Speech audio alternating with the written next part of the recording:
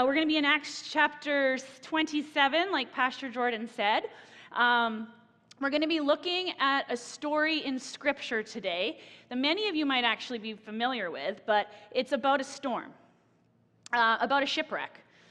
And probably one of the most famous shipwrecks in history that most of us know is the Titanic.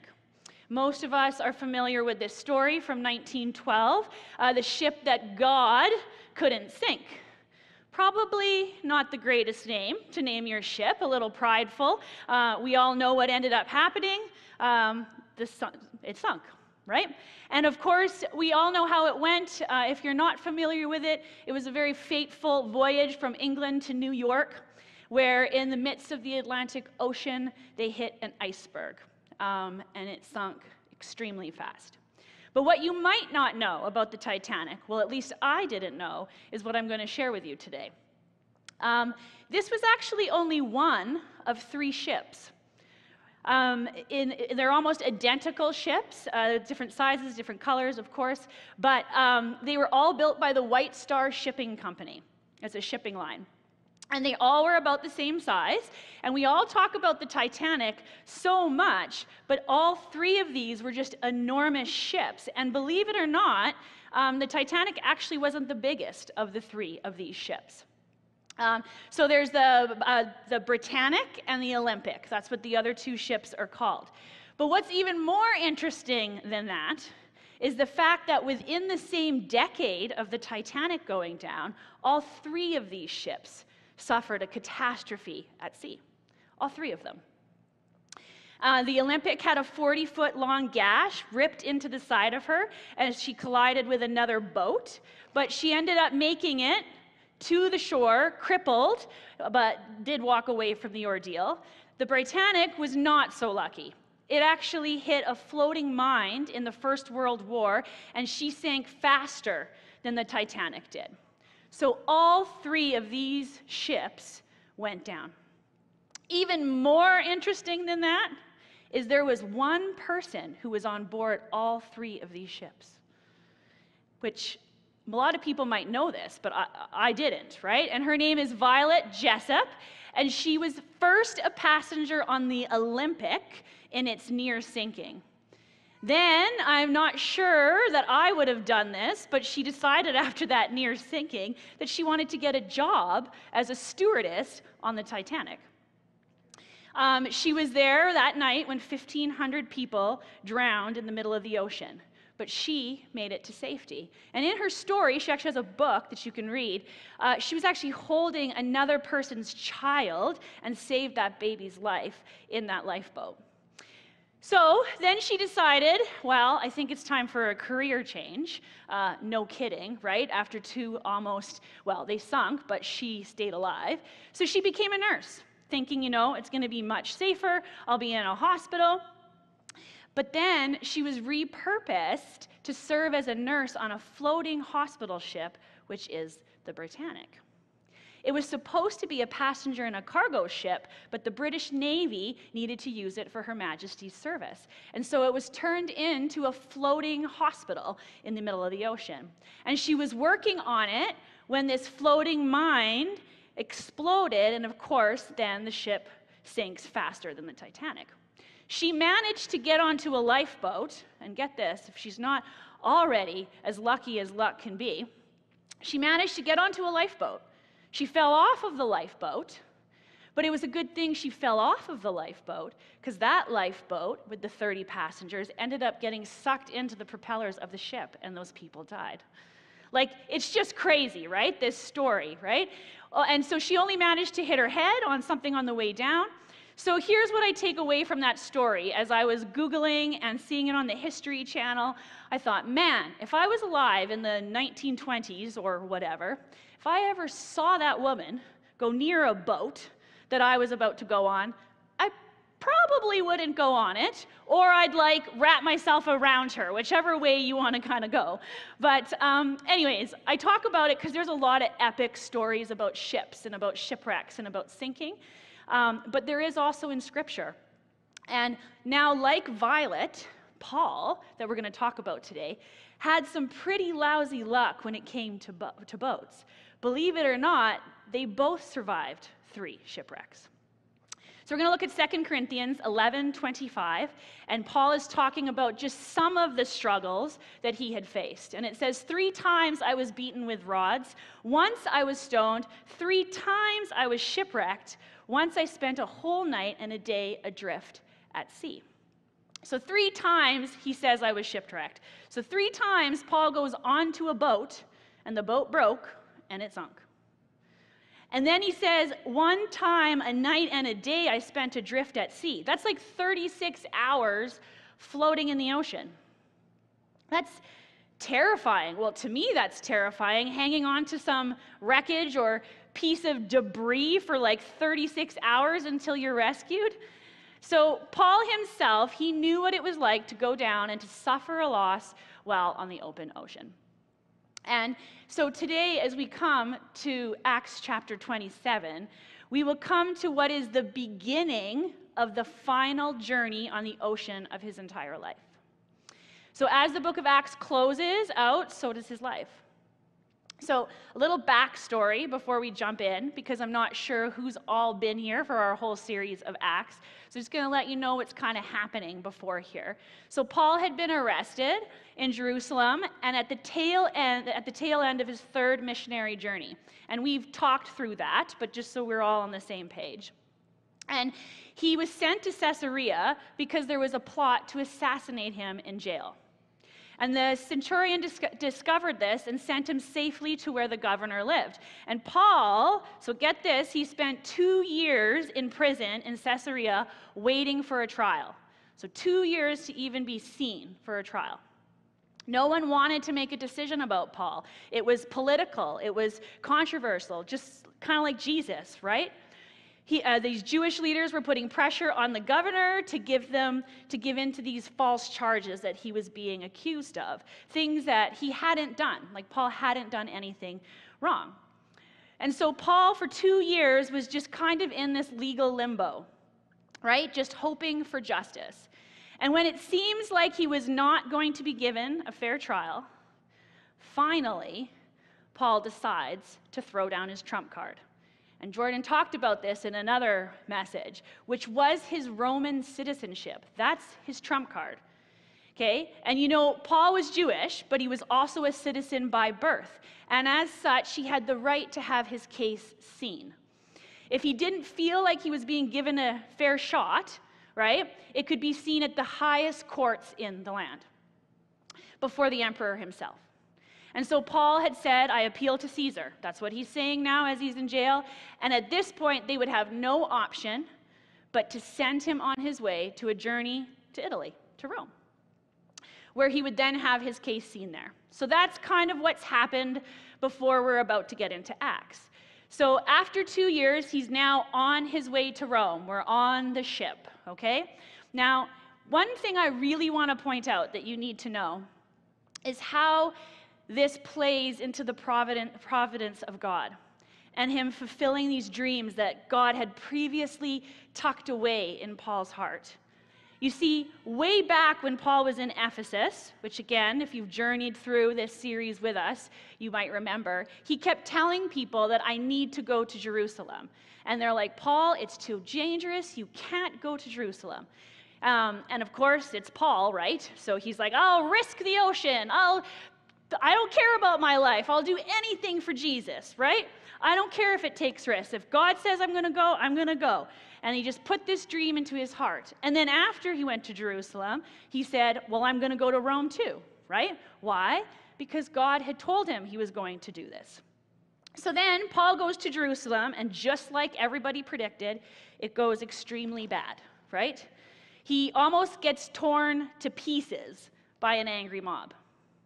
So while in prison, Paul said that one night God had appeared to him in a dream and said, don't be afraid, Paul. You're going to go to Rome. You're going to go to Italy. You're going to preach the gospel in Rome, just like you did in Jerusalem. And so from that moment on, he held on to that. He held on to this promise, this purpose that God had for him. And it seemed pretty unlikely while he was in prison waiting a potential execution that he would indeed actually get to go to Rome. But when he said, "I appeal to Caesar," well, what happened? Well, you're going to Rome. And what happened is they put him on this ship that we're about to talk about. So now he's going there where God told him to go. But this is the coolest part. Now it's on Caesar's dime. The emperor is going to fit the bill for this journey. Isn't it awesome when things like that kind of happen?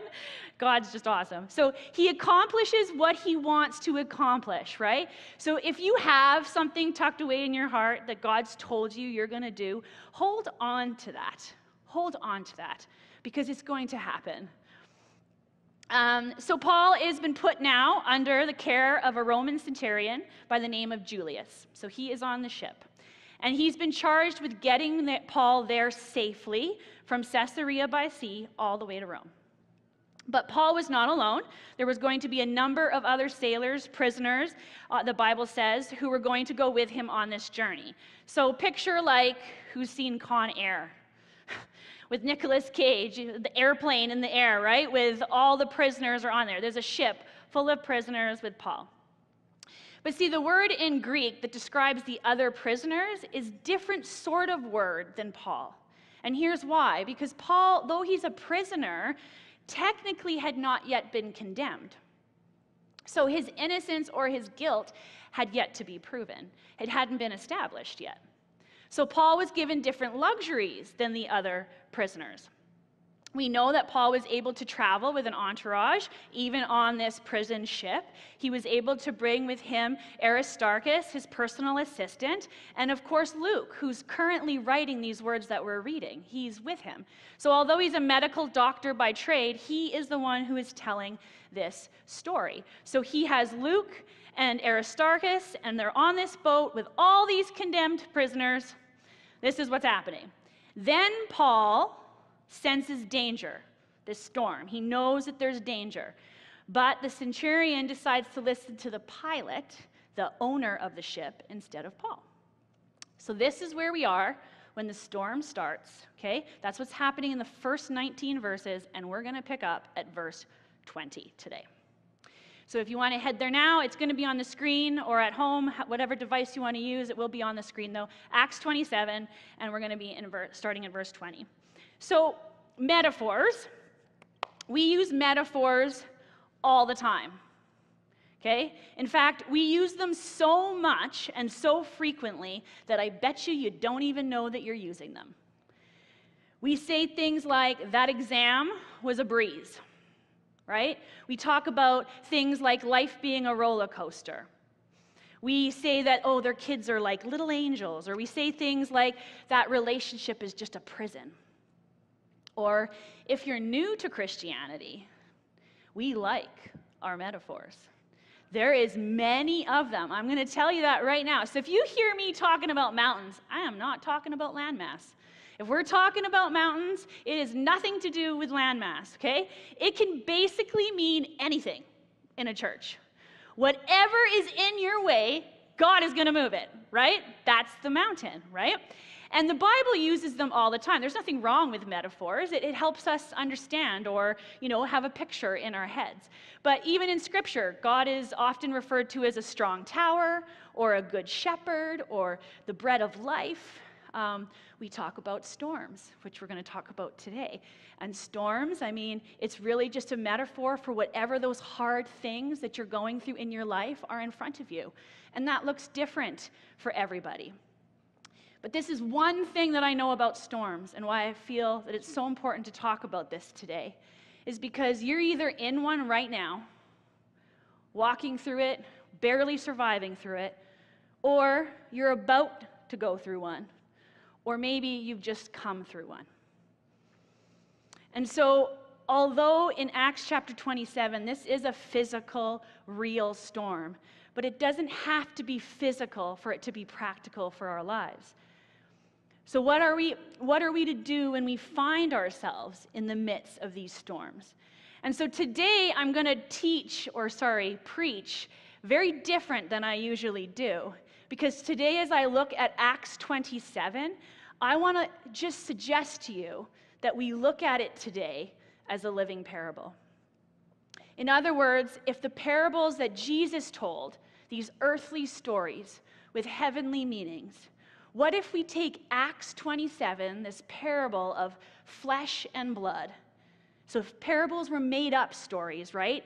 Earthly stories, heavenly meanings. Let's look at Acts 27, this earthly story, an event that actually happened in history, and find spiritual truth and hope and warning and redemption just weaved throughout all of it.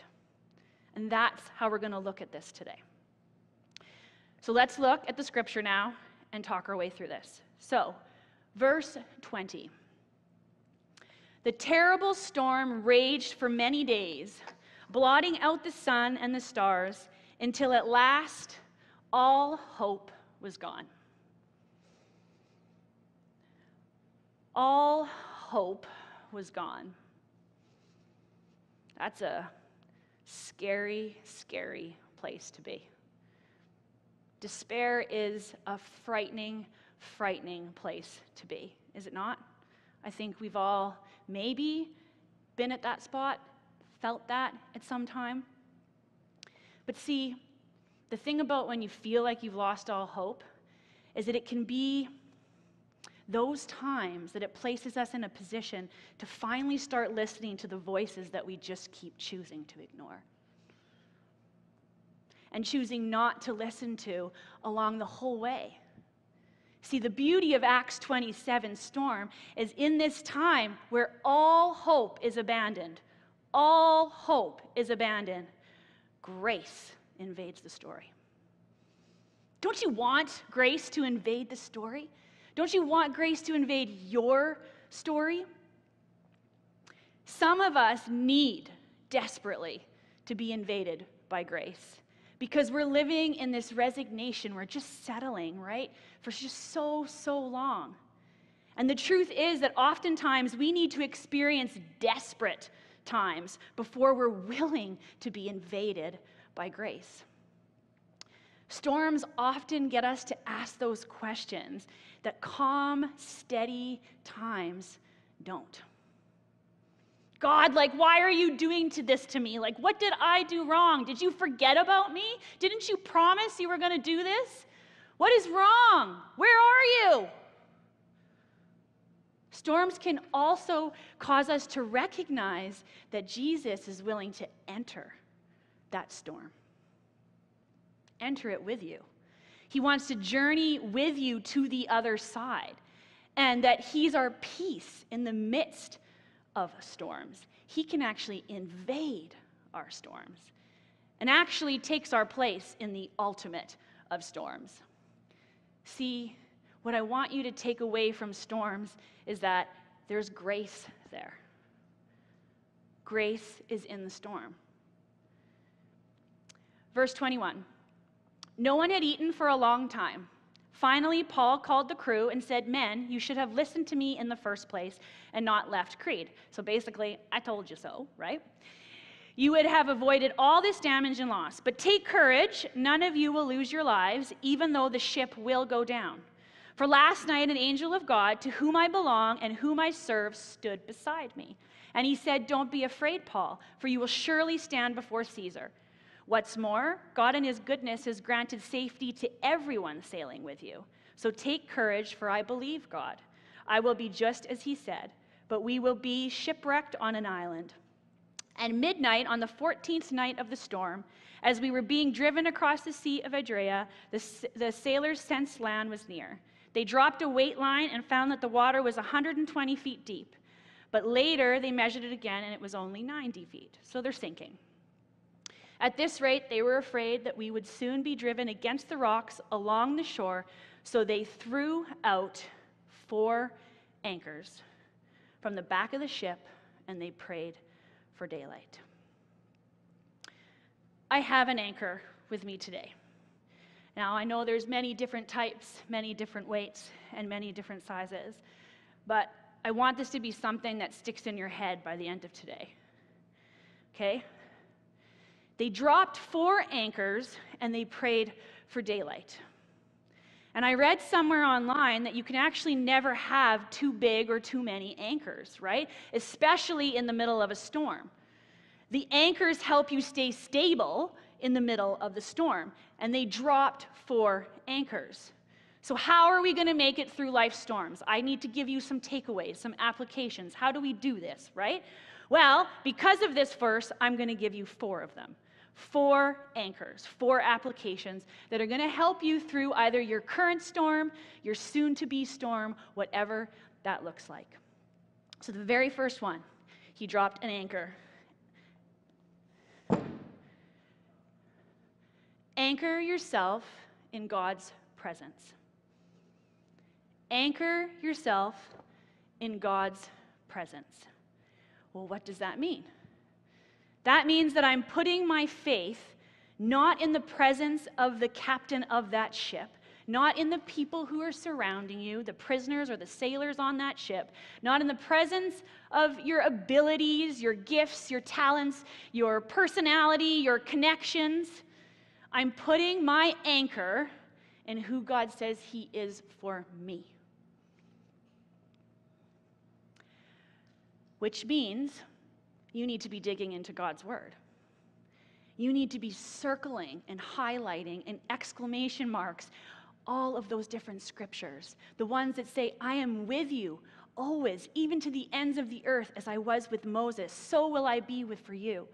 Or Joshua, I will never leave you nor forsake you, no matter what you go through. When your storm is happening, He will be beside you. What about when you go through a fire? Well, He'll be like the guy from Shadrach, Meshach, and Abednego. I'm not walking out on you when you're going through a divorce or a problem or a struggle or an addiction or some difficulty. I am not walking out on you. You got to know that God is with you. And the presence of God can sustain you in the middle of any storm. Jesus never promised us a storm-free life. He promised to be the shelter in the middle of our storm. So long ago, there was this is a true story, a community who were looking for a picture of peace, the perfect picture drawn of peace. They announced this contest, right? And the challenge was stirring all these amazing artists from all over, and paintings were coming in everywhere. And they were arriving from far and wide, not just from the local community. And so finally, the big day comes for the reveal of these top pieces. And the judges uncovered one peaceful scene after the other. Well, the viewers clapped and cheered and looked at every picture. There were ones with these beautiful, mirror-smooth lakes that you could see the reflection of the sky and the trees in. There was grassy shores and with flocks of sheep being all undisturbed. There were mountaintops with rainbows. I mean, like beautiful, beautiful pieces. But then the judge uncovered the last painting, and the crowd kind of gasped. Could this be peace? This is the picture. Could this? So you have this out-of-control waterfall, rushing water. You almost can feel that it would be spraying cold water on you. And you can see black clouds with a storm and lightning that's coming out of the sky in all its fury. But see, in the lower center of this painting, there's a little bird that had found refuge in the cleft of the rock. You see him there? Safe and secure in the midst of all the turmoil of its surroundings. It rested content and undisturbed. And so as they're all gazing at this picture, one by one, all the judges and the viewers agreed that this was the perfect picture of peace, for it showed the deepest peace of all. The artist had said, "This is what peace looks like to me. Peace is not the absence of the storm. Peace is having a shelter in the middle of the storm." And you know, I can say this personally, that through every storm, whether it's an emotional storm, a physical storm, a financial storm, the stresses of just being able to pay the bills, to raise your kids, okay? All of those things, it comes on everyone. And I mean, storms don't discriminate. They do not. The richest of the rich and the poorest of the poor, they do not discriminate. But I know this, the anchor in the middle of the storm that really kept me in a stable place is just reminding me that God is with me, my anchor. There are times when things aren't going well, and I am not a singer, we all know this, but I have come into this sanctuary in the dark with the doors shut and just had to continually say that you're with me, you're with me, you're with me. And then I would find the perfect song to be able to say that, to feel his presence in the midst of it. You need to feel his presence. It's important. He's the father to the fatherless, the defender of the orphans, the husband to the widow. The scripture in Psalms, the Lord is my shepherd, I shall not want. He makes me lie down in green pastures. He leads me beside still waters. He restores my soul. Though I walk through the valley of the shadow of death, I will fear no evil. You are with me, your rod, your staff, they comfort me. We need to get our anchor back in the presence of God. And if you're here today or online, and maybe you've got just super discouraged by life's storms, maybe you're in a place right now that honestly you just kind of want to throw in the towel. I think God sent me to preach this message to you. Because oftentimes when I prepare a message, you guys know how I preach. This isn't it. I usually tell you something personal that I'm walking through and I teach the scriptures. But see, then every now and then as I'm praying to prepare a message, right, God told me this specific time that you may not be walking through this, but somebody else needs this right now. So I don't know if it's this weekend. I don't know. But this weekend, I can tell you for sure this message, why I went in this direction today, is because when I was praying and I said, God, I'm not really walking through a storm right now. I'm just really not. And he was very clear that someone or others needed to hear this. So if that's you, online, sanctuary, next service, the service after that, or maybe it's months down the road and you're watching this way later on YouTube, God has told me very clearly to tell you that your life is valuable. That's all he kept telling me. Your life is valuable. Don't throw in the towel. Don't quit. And if you're going to say, oh, Pastor, the only option I have is to quit at this point. No, I'm going to tell you that you have the option to surrender to God. To surrender it to him now. Let God heal you. Let God heal your depression. Let God free you from whatever that torment is. Free you from that addiction. Let him unravel whatever has got you so bound up. Let him do that. Anchor yourself in God's presence. Anchor yourself in God's presence. Number 2.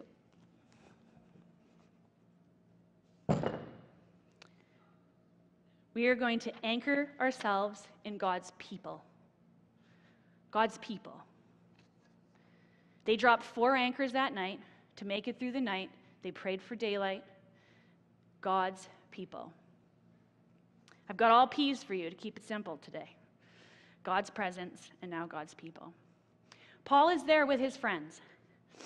Luke and Aristarchus, they got on that boat with Paul before the storm even showed up. I'm so thankful for friends that will be in my boat in the middle of a storm. I wouldn't be here today if some of my friends, some who sit in this sanctuary, who are tuning in online weren't part of my life. We need to have people. You need to sometimes maybe be the person that you're going to say in the middle of the storm, we're not going to abandon you. Doesn't matter what they did, whether you agree with it or you don't agree with it. You're not going to abandon them. We're going to pray for you. We're going to stand beside you. You need people in your life. You need relationships. I know you've heard me say that before. You need to start looking around and see who's with you. Who's going to pray beside you? Who's going to stand by you? God's placed people in your life. You are not meant to walk this Christian journey on your own. You are not. You are not alone. The devil wants you to think that you're the only guy sitting in that boat, struggling, the only one who's got questions and doesn't know what to do. That's not true. You're not the only person that's facing that addiction. You're not the only person that's got a secret. Who's got a secret? That if you let that secret out, oh my goodness, they're not going to let me come to church. Everything's going to fall apart. I don't want anyone in this church to suffer from secrets anymore. It's ridiculous. So if you need somebody, you need to talk to somebody. You need to open up to somebody. Come to prayer, see a counselor, talk to a pastor. This is a safe place. We want this to be a safe place. There are friendships here that are actually waiting for you. Think about that. Could be someone in this room that's just waiting for your friendship. And I'm so grateful for our neighborhood groups and our leaders, our ministry groups, our home groups, our alpha groups that happen all different days on all different times, because you know what? I have people tell me almost weekly how much this means to them. I've had people tell me that because of the messages and going to a group and being invested in the church, it saved their marriage. I have people that meet on our call that don't even know what they would do without their group, without their people. It doesn't have to be in a group format, but you know what I'm saying, without these relationships, these prayer warriors, these people to talk to openly and honestly. And let me tell you, if you think that you need to be perfect to join a group, because that's what I thought when I first started coming to the church, I have too much baggage. No one's going to want to know me. I'm going to have to keep all these secrets. No. I'm telling you, you do not. There's a good chance that God may even use that baggage that you have to lead your own group, to walk through with other people the things that they're going through like you are, so you can show them that there's hope at the end, that there's light at the end of the tunnel. There's hope in the future, that this storm's not going to last forever. So get anchored in some godly relationships and godly people. Number 3.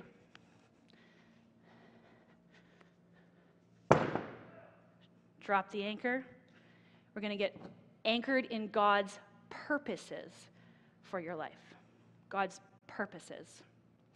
So Paul knew that God had a purpose for his life. And I'm not talking about a dream or a hope.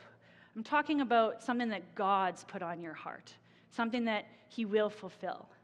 When you know you have a destiny, you don't allow the storms of life to make you feel discouraged, as if that's going to be the end, as if it's the end of the rope. When you know your purpose, you can make it through life storms. I remember a couple years ago, I was going through a storm, and I felt extremely discouraged, extremely hurt, to do with my pastoral role, to do with ministry in general. And felt like packing in the towel. And I remember God so clearly saying to me, Yasmin, who started this work in you? Of course, the answer is him.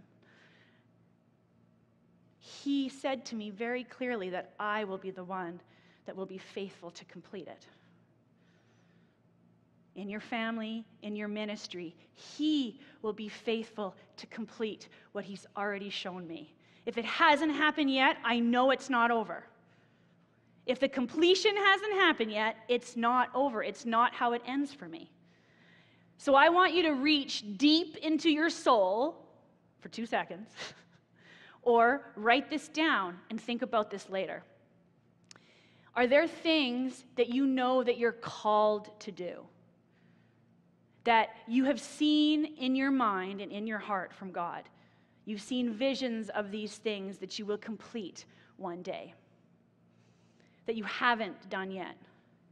Things that you haven't done yet, but you know for sure that it's going to happen.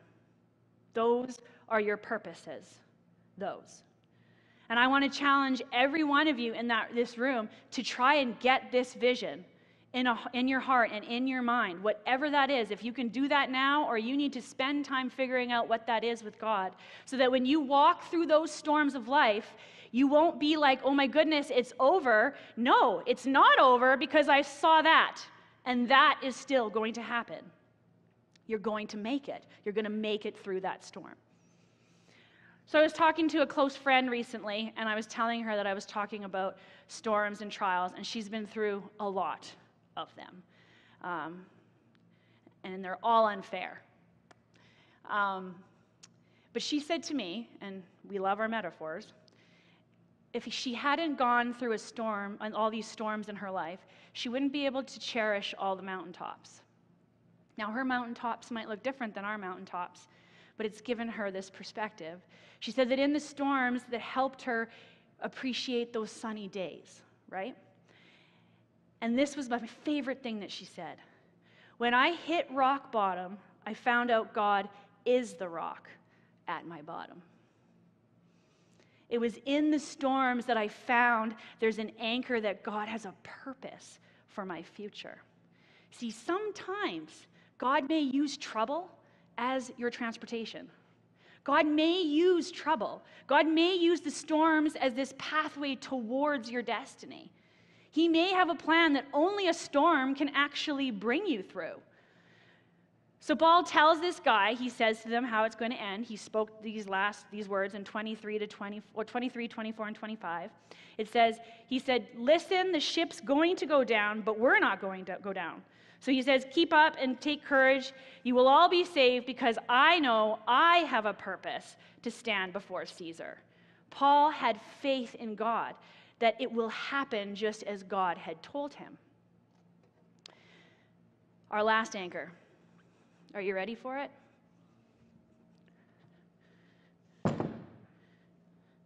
You anchor yourself in the promises of God. God's presence, God's people, God's purposes, God's promises. I have faith that if God said it, it's going to happen. If it hasn't happened yet, He's not done with me yet. I have this song that I just love.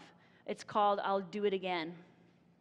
And it talks about, I've seen you move the mountains, and I believe you can do it again. But it gets to the chorus, and it says, your promises still stand. Great is your faithfulness. Well, and every time I sing that part, I'm reminded that I serve a God who is faithful to His promises. There are things that I see for myself. There are things that I actually see for this church that God has shown me, that I know are actually just around the corner. Like, I can confidently say that they're around the corner. And it's the future of our church. So I know if we're about to walk through storms, whether it's as a church or as individuals, that everything's going to be okay. Because I just know God's not finished with us yet. I know it. I just absolutely know He's not finished with us yet. So whatever that storm looks like, as a church as a whole or as an individual, there might be seasons that are slow, like now. COVID craziness, all different things splitting us up or following restrictions or whatever that looks like. There may be times that are difficult. There may be storms that we face, but we've got to get anchored in these promises of God, these purposes, these things that we have seen from Him. Do you know that there's actually a promise of God for every problem that you face? Every single one. There's a promise that God has for every single thing that you will go through. If you're single right now, God has a promise for you. If you're married, you don't have children yet, God has a promise for you. Maybe your spouse walked away from God, walked away from you. God has a promise for you. Maybe your health is declining. God has a promise for you. Your finances aren't the best. He's got a promise for you. You need to stop anchoring yourself in your feelings and start anchoring yourself in God's promises. Because God's promises are way more stable than our feelings, right? Let's be honest. Our feelings can drive us crazy. They can make us do stupid, ridiculous, life-changing things. We cannot base things on how you feel. You cannot. You don't anchor yourself in feelings. You anchor yourself in God's promises. So we're going to end today with worship. Worship can come up as I close. And I really want you to think of these things. I really want us to worship together, respond to this message, and get anchored in God's presence and God's people. Like we're with God's people right now, God's purposes, God's promises. David wrote in Psalms that he would have lost heart had he not believed in the goodness of the Lord in the land of the living. He would have given up if he didn't believe that God was going to show up. Right? He would have lost hope. And here's the great thing, because I don't want to end with the storm. Because at the end of Acts 27, the story doesn't end with the storm winning. It says that finally daylight came, and when daylight came on all of them, they found a way out of the boat, through the water and onto the islands of Malta. Every single sailor, every single prisoner was saved. Every single sailor and prisoner made it through that storm. So I want you to imagine a storm. There's probably worse looking ones in the picture that I could find. But imagine this storm and imagine that this is going to happen to your life. Or maybe some of you are here right now. Like this is your life right now. Like your marriage is right here. Your kids are right here. Your health is right here. If you're honest, maybe your emotions, your anxieties are all right here. The enemy's trying to take you out in this storm. Don't give up. Don't quit. Don't abandon your faith.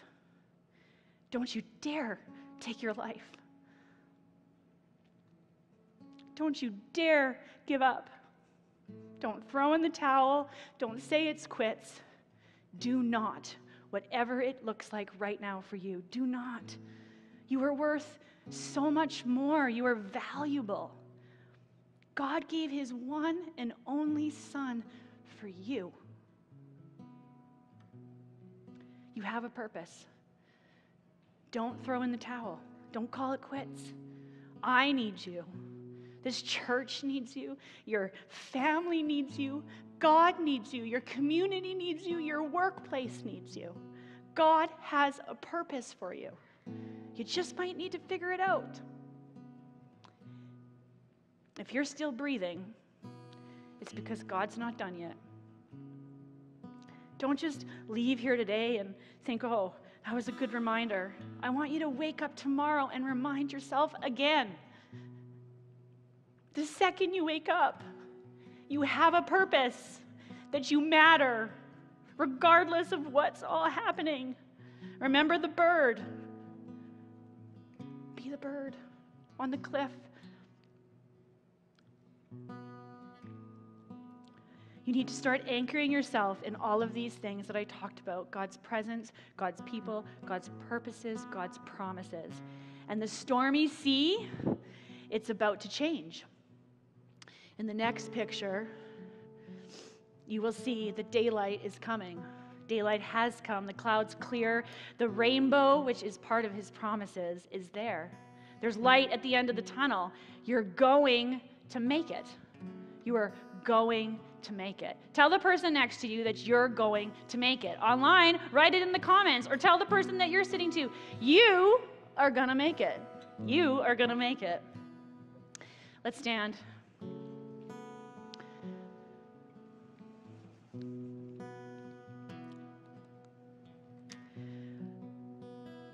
Father God, I thank you so much that we are able to meet together and learn about you and talk about you out loud, Father. I just thank you for that privilege. And I thank you for your promise and your purposes for each of us. And although they're not the same and they're unique, I thank you for that. Father, whoever is walking through a storm right now, whether it's, like I've said, emotional storm, physical storm, marriage storm, maybe grief, Father, a life storm, a financial storm, whatever it is, Father, I lift that up to you today. Remind them, Father, of your promises and your purposes for them. Or maybe, God, they don't even know what their purposes are yet. Maybe reveal those to them, Father. Reveal those purposes so they can tuck them away in their hearts. Provide them with what they need, Father, for whatever that storm is to get them to the other side, whether it's shelter or whether it's people or whether it's your peace, Father. Just like that bird that sat on that cliff, Father, just that they can find shelter in you. And Father, I ask that you help us all in all situations, the good, the bad, the everything in between, to anchor ourselves in you. To surround ourselves with good, godly people, Father, to know when to ask for help and to speak up, and for each of us to hold on and just to be confident in those purposes and promises you have for us. So I thank you for everyone here today, Father. In Jesus' name we pray. Amen.